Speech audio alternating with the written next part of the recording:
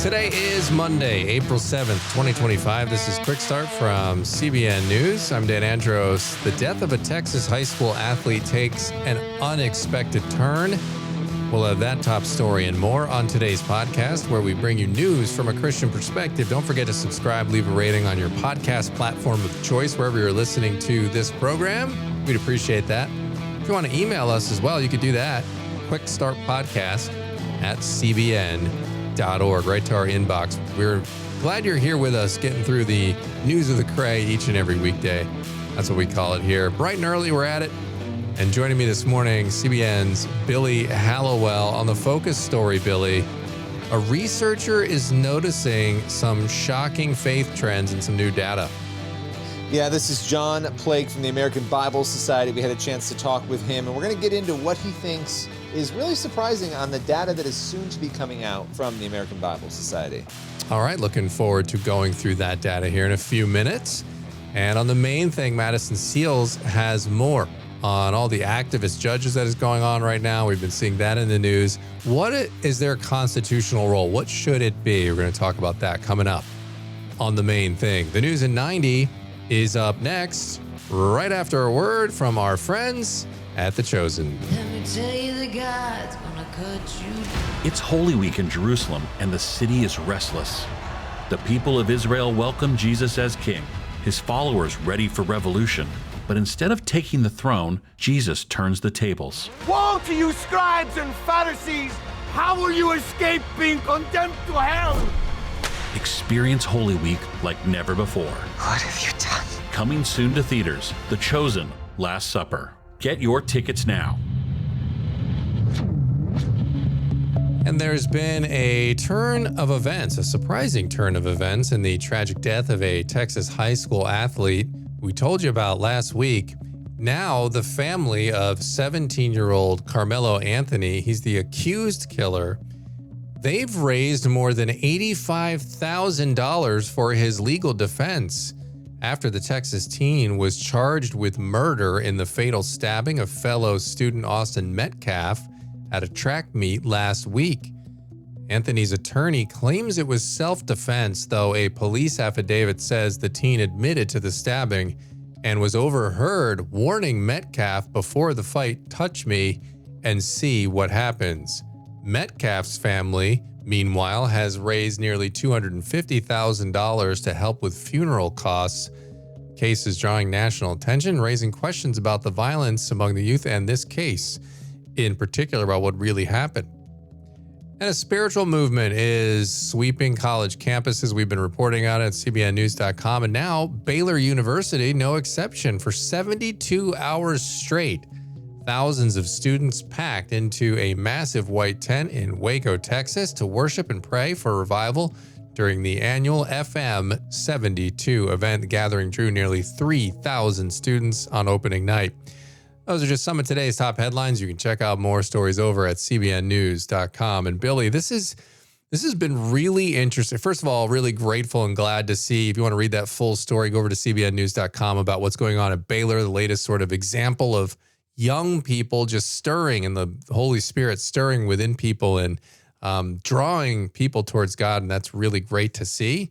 So you can check out more on that on cbnnews.com. Billy, I'm interested in this story because obviously we talked about the dad, and I think you were out last week when we were talking about this, but his faith, very strong faith in the midst of this this horrific loss.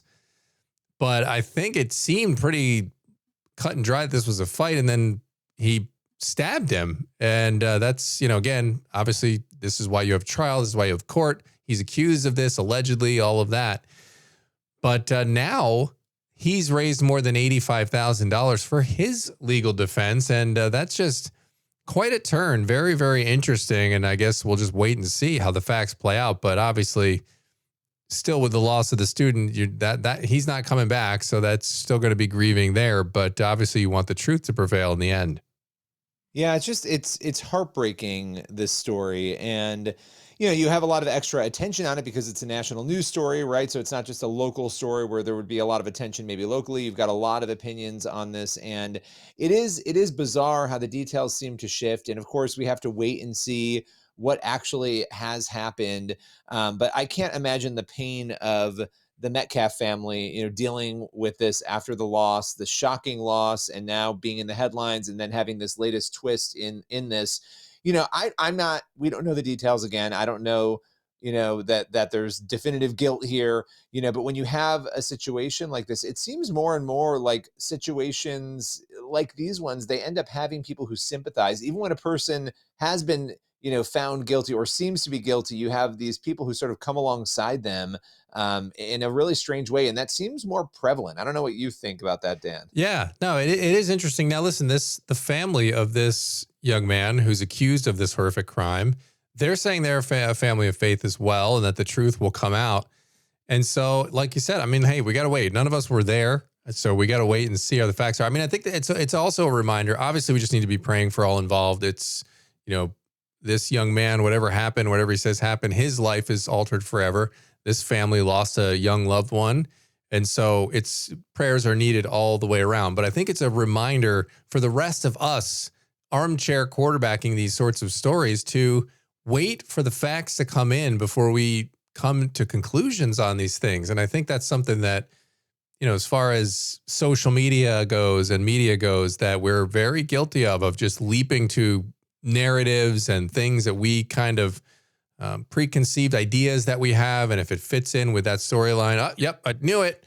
And we just go right along with it without really knowing what happened. So it's best to just wait until we actually see the facts and what happened. And in the meantime, as Christians, of course, we need to be praying for all involved there for sure. So right now, though, we're going to head over to the focus story and take a look at the numbers, the data that Billy was talking about there at the top of the podcast, a researcher noticing some powerful faith trends. So what's going on here? Yeah, this is interesting. It's Dr. John Plake. He's the chief program officer at the American Bible Society. And he basically told me recently that he was recently woken up to the positive changes that are happening surrounding faith in America when he observed the shocking spikes in Bible sales. You'll remember we talked about this a few months back. I think it was a 22% increase in Bible sales last year. And that caught a lot of attention.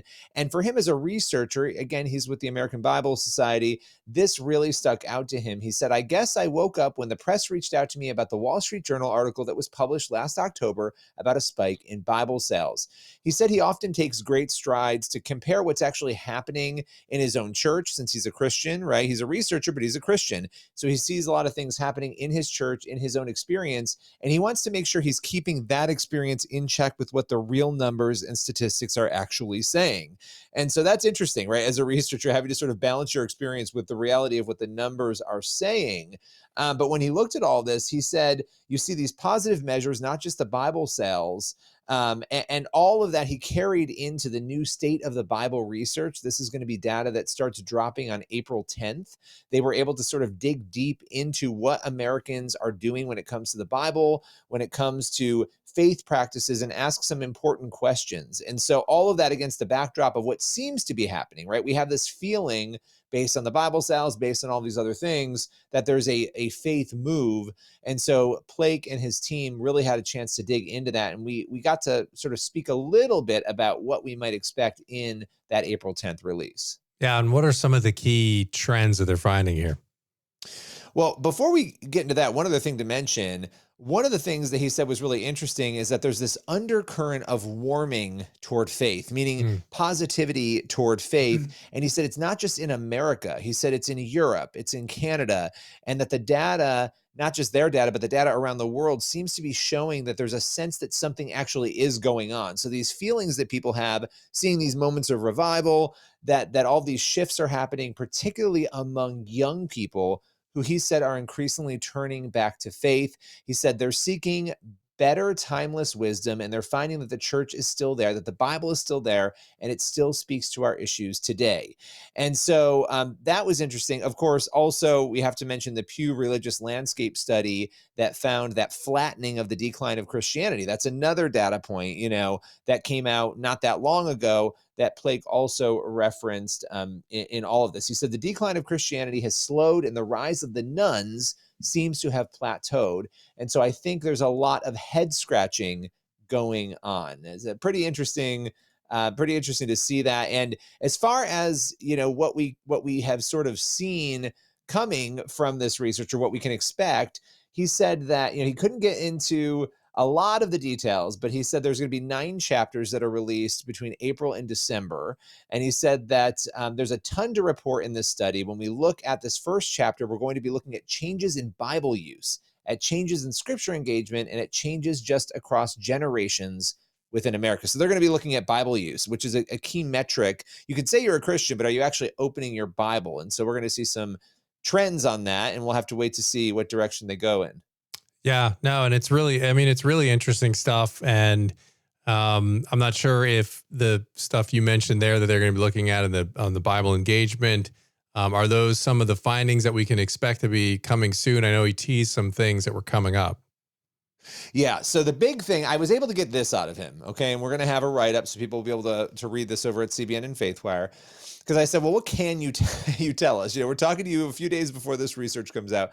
He said, what I'm noticing in the data is that groups of people who previously had some of the most resistance to the Bible, or they seemed immune to the Bible's message, are suddenly showing much larger than the margin of error increases in the way they interact with the Bible. This means that the people who were the most opposed or had the most issues reading the Bible are showing up to read it. That's essentially what we can expect. He said that he thinks people will be really encouraged and pleased by the data. So if this is all true, and I think it is, because Dr. Plake does tell the truth, we can expect to see a lot of very interesting data that backs what we've already seen previously, that the decline in Christianity is flattening, that we're seeing more young people turn towards faith, but in particular that Bible use among people who previously were resistant to it is on the increase. That's really interesting. It really is. And I really think that I know we've talked about it a lot on this particular podcast, but just the blessing in disguise, perhaps, that a lot of this chaos that we're seeing out there in culture right now, questioning basic truths like I'm actually a woman. Like, are you? That's a nice Adam's apple you got there, ma'am. Right? Like these things that are crazy. And people are like, wait a minute. And I think what happens is you get them really questioning, okay, well, what is truth? Because they're telling me this and I'm not buying that. And so I think you have people when they start on a quest for truth. I don't know how people aren't going to all land on the same conclusion, but I don't know how you go on a quest from truth and not come across the Bible at some point and have to reckon with the claims of the Bible that makes ultimate truth claims about our existence, about life, about our purpose, about death, and about the afterlife. It makes all these claims, and there's just no way around at least dealing with it. I don't know, what you land on, that's up to you. But anyone who makes an honest attempt at finding ultimate truths is going to go through the Bible. At some point, they're going to have to deal with it. And so I think perhaps maybe in these numbers, Billy, this is sort of just one element of what we're seeing with those numbers kind of increasing. Yeah. Well, and I think, you go from having a feeling, as I was saying earlier, that something is happening to then having data that seems to show that something is happening. And I think the data is what we really need, because it will tell us, and the data can't just be, well, more people are calling themselves Christians. I do think it's interesting that at the very least with the Pew data, you saw that flattening of the line. We were not expecting a flattening. Right. We were expecting a continued decrease, but that's a metric of, are you a Christian or not? Well, anybody can say, if it becomes more comfortable to be a Christian, yeah, I am a Christian, but do you pick up the Bible? How often are you reading it? These are the real numbers. And that's what I like about the American Bible Society's data. And they do this every year, is that we're going to get months of this data from April to the end of the year. So it's not going to just be Bible reading. It's going to go much, much deeper than that. Yeah. Yeah, absolutely. And look, you see this data, and then you see things like what we talked about during the news in 90 with Baylor, the latest among a bunch of colleges. I mean, the data showing young people, and then we're seeing these events and this hunger for it. Try to do an event on a college campus and see how many times you're going to get thousands of people to show up. It's not a guarantee. And so there is a real hunger for this, and we're seeing it. And then in these news stories and these events and the data there also bearing that out. So really interesting stuff, encouraging stuff as well. Billy, appreciate you bringing that one to the podcast today. And activist judges, they've been in the news, as I mentioned at the top of the podcast. Well, what's the actual constitutional role of the judicial branch. More on that with Madison Seals coming up on the main thing here in 30 seconds. Let me tell you, the God's gonna cut you. It's Holy Week in Jerusalem. Crowds welcome Jesus as king. Rebellion is in the air. Jesus operates outside our jurisdiction. Rome will descend on us all. But instead of taking the throne, Jesus turns the tables. My house shall be called a house of prayer, but you make it a den of thieves. The world will never be the same. Coming soon to theaters, The Chosen Last Supper. Get your tickets now. All right, the Judicial, I'm having trouble saying this word today. The Judicial Relief Clarification Act was introduced last week in an effort to stop judges from making universal injunctions. Anastasia Boden is a senior attorney at Pacific Legal Foundation and joined Madison Seals to discuss the pros and cons of the act and the constitutional role of the judicial branch. That's today's main thing. Senate Judiciary Committee Chairman Chuck Grassley just introduced the Judicial Relief Clarification Act of 2025. Can you explain what the purpose of this bill is? Absolutely. There's been some concern lately over district court judges' use of nationwide injunctions. That is, they have a case before them and they order a remedy that doesn't just affect that one particular case, but that effectively enjoins the administration from enforcing their laws across the entire country. And so this bill would limit district courts' jurisdiction such that any of their orders only pertain to that one single case. And what kind of actions have we seen from district judges in the past few months that led to this act being introduced? Well, of course, there have been several lawsuits against President Trump, and I think the most one that's been talked about lately has been the one involving the deportation of certain people in America on the basis of them having affiliation with gangs. And there was a district court judge that ordered the administration to actually turn the plane around and bring the plane back. And that has brought up this conversation about the powers of judges versus the power of the president and each of those people's constitutional roles. Yeah, and that one definitely brought up a lot of controversy. So I'd love for you to expound upon that a little bit. What should the role and scope of the judiciary and judicial power be? Well, the judiciary is entitled to interpret laws and determine whether they're constitutional. And in some cases, there is absolutely good reason for a nationwide injunction. For example, if we think about in recent years under the Biden administration, there were plaintiffs challenging that administration's student loan forgiveness program. If one judge only had the ability to stop the disbursement of funds or to forgive relief in that particular case, then what, you have to have a million other people bring a constitutional lawsuit to stop the administration. You can think about things like at my work, we have challenged race-based funding. And if one particular plaintiff gets a ruling that that's unconstitutional, that should not mean that the administration can then continue dispersing that race-based funding in other jurisdictions. And so there are practical reasons why you might want a nationwide injunction. I think the concern here is that judges have maybe been a little too eager to apply nationwide injunctions, and that's creating this reaction from Congress that wants to scale that back. Yeah, and do you think that Senator Grassley's act of restricting universal injunctions is the answer to all of this?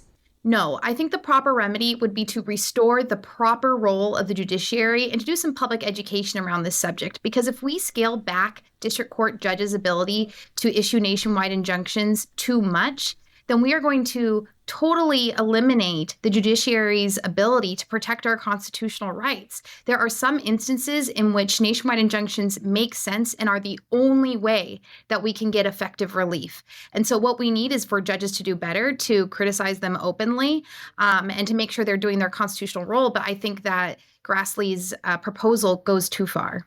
And in the first 2 months of President Trump's second term, I've seen it pointed out that district judges have issued more universal injunctions against his policies than the Biden administration experienced in 4 years, for example. So do you think this is an issue that both sides of the ideological spectrum should be concerned about? I think so. I think even though we have seen nationwide injunctions, as some would say, weaponized against the Trump administration more than during the Biden administration, we should think back to the Biden administration, where in many instances, those nationwide injunctions prevented unconstitutional actions in a way that conservatives like. And so we shouldn't be having a knee-jerk reaction to immediate circumstances that in the long run is not going to be helpful when other administrations are in power and are affecting our liberties in ways that people who are right-leaning might want to bring a constitutional challenge to that. And when we're talking about the Judicial Relief Clarification Act, of course, we're talking about Congress here. And Article 3 in the Constitution gives Congress the authority to establish, organize, and regulate the jurisdiction of federal courts. But do you think that the Supreme Court should have a hand in this as well?